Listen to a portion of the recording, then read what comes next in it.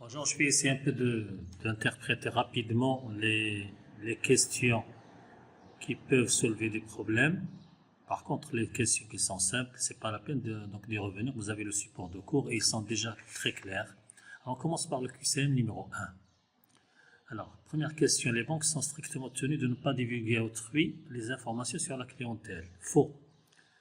Les banques sont tenues aujourd'hui de divulguer les informations sur leur clientèle aux agences de notation, au fisc et même à certaines banques étrangères.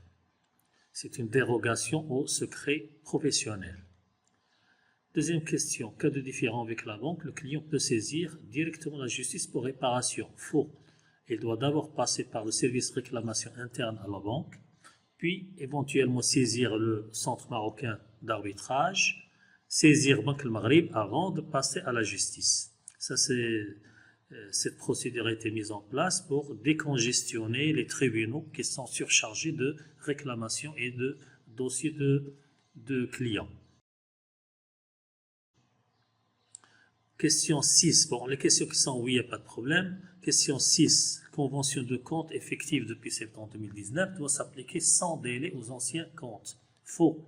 Donc, le législateur a donné aux banques un délai de 2 ans qui va échoir en septembre 2021 pour donc généraliser la convention de compte aux anciens comptes. 7. L'activité des banques participatives est supervisée uniquement par Banque al-Maghrib. Faux. Il est supervisé aussi bien par Banque al-Maghrib que le Conseil des Ulama. Parce qu'elle doit s'assurer que les opérations bancaires sont conformes à la charia. 8. Les banques participatives peuvent être de simples fenêtres des banques commerciales. Faux. Les banques participatives peuvent être des banques à part entière, comme ils peuvent être de petits services aux fenêtres au sein des banques classiques. 9. Les banques sont autorisées à clôturer tout compte débiteur sans mouvement depuis 6 mois. Faux. Depuis au moins 1 an et non pas 6 mois. Les banques, et enfin, donc deuxième question, ça ne pose pas de problème, donc le délai d'archivage est fixé à 10 ans. Bien, donc, je vous donne quelques éléments explicatifs des réponses au QCM numéro 2. Et comme le QCM 1, nous allons donc nous limiter aux questions qui peuvent comporter certains problèmes, certaines difficultés. Et surtout les réponses fausses, dites fausses. Alors, la première question, validité du chèque est fixée à 2 ans au-delà du délai de présentation. Non, la validité est fixée à 1 an au-delà du délai de présentation. Le délai de présentation paiement du chèque est fixé à 1 mois. Non, il est fixé à 20 jours.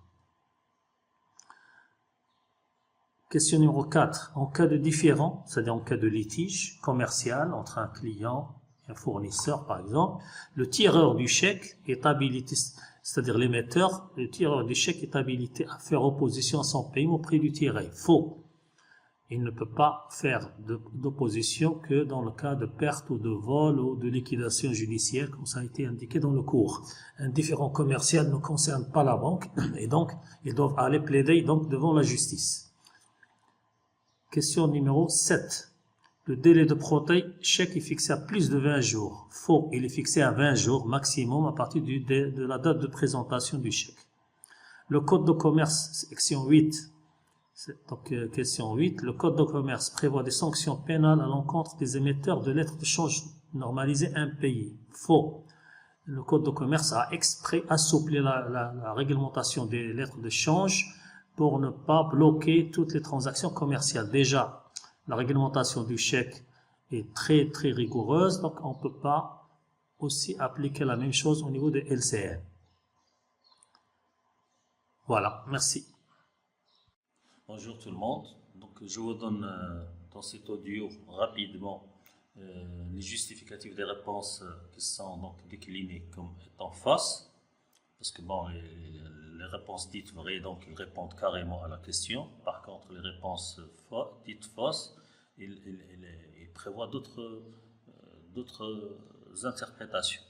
Alors, le QCM numéro 3. Première question, le solde du compte carnet n'est pas plafonné.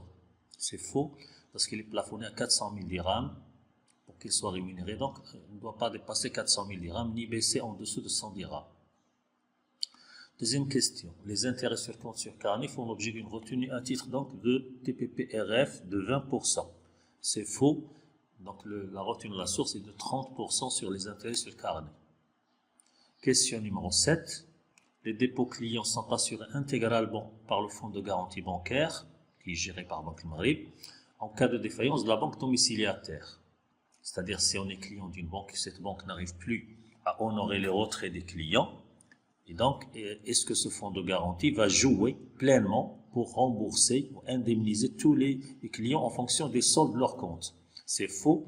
Le fonds de garantie ne peut pas supporter tous les dépôts de la clientèle chez une banque, mais une indemnisation au prorata de chaque compte dans le total sera effectuée donc dans la limite des avoirs de ce fonds de garantie qui sont limités. On retient bien que la mise en place de ce fonds de garantie est beaucoup plus conçue pour donc inspirer confiance aux clients plutôt que d'assurer une couverture intégrale de risque. Voilà, je vous remercie.